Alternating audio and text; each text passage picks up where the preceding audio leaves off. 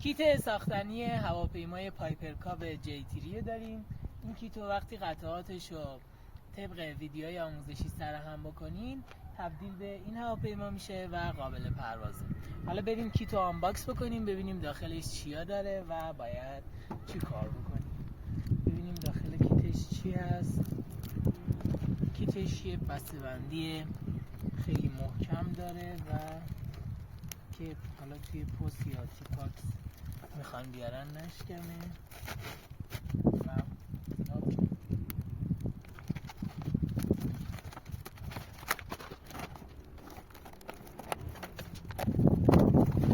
قطعات داخل کیت ستون هست که توی بال هواپیما قرار میگیره، ملخه و 4 تا سرو باید باشه.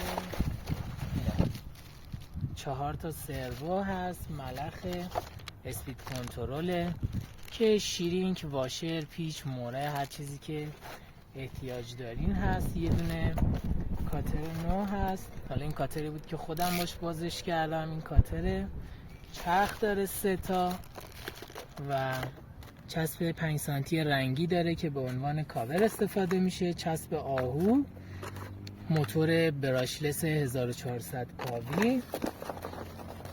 خدمتتون عرض کنم که داخل این کیت 2 تا کاتر بود. حالا خوب شد بازش کردیم، یکیشو برمیدارم. و یه کاتر دیگه.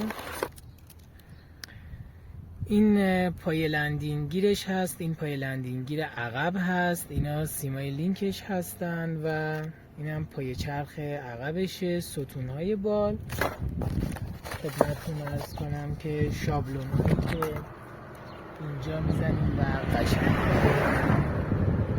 نقشه و سنباده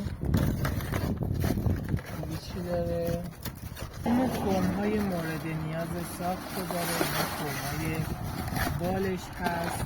این کد لایسنس پشتیبانیشه که هر جایی به مشکل بخوریم برامون میفرستیم این کدو و پشتیبانی میکنیم اگر به مشکلی خوردیم. فرم‌های اضافه بال بدنه و کلا کامل. حالا بریم که با هم دیگه پروازش کنیم.